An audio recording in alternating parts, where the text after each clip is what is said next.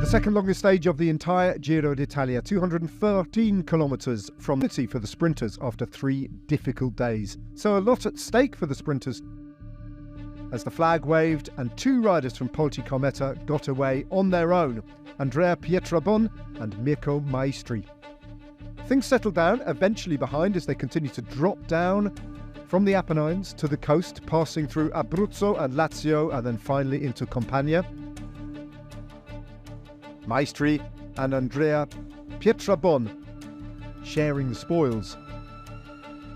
All the sprints though backloaded towards the final 82 kilometres of the race, and through the first intermediate sprint at Mondragone, it was Pietrabon who took maximum points, but there was a sprint behind for the lower placings, Tim Merlier taking 3rd over the first intermediate sprint ahead of Olaav Coij and Jonathan Milan in the Maglia Ciclamino. After that then, it was the Intergiro, and once again the 2 riders out front, sharing the maximum points of the Intergiro between them, Mirko Maestri crossing the line in first place. As they headed towards the only categorised climb of the day, the Cap 4 Monte di Procida. Tim Merlier was dropped on that climb, one of a number of big-name sprinters to fall away, including Lawrence Pithy of Groupama FDJ, who suffered a mechanical. Then, on a series of uncategorised climbs, a long way from the finish, Julian Alaphilippe, followed by Nicola Conci, went clear and across to the front of the race to join the 2 riders from Pogačar. Still the best part of 27 kilometres to go. They were joined by Kevin Vermaeke and Lewis Askey of Groupama FDJ. Those 6 riders went clear.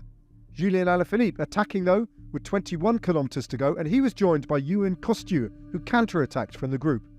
Then those 2 riders had an advantage of 15 seconds that shrank to 10 seconds with 10 kilometres to go as Lidl Trek started to get organised for Jonathan Milan. A last attempt to go clear from Julian Alaphilippe on the final uncategorised climb on the run into Napoli. That failed, and Jonathan Narvaez counter-attacked from the bunch and went clear, the Ecuadorian, the winner of Stage 1 and the first Maglia Rosa of this edition of the Giro d'Italia.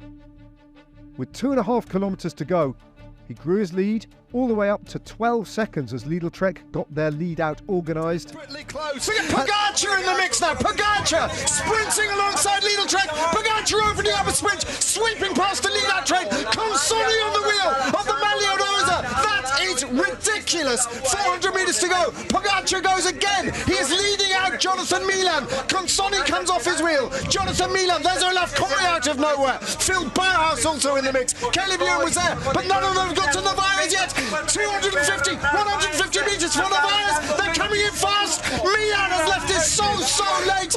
Here he comes, the Maglia Ciclamino. Coij down the middle. Coij down the middle. Milan from Coij. Or is it Coij? Oh, Coij puts his arm in the air. That was mighty close.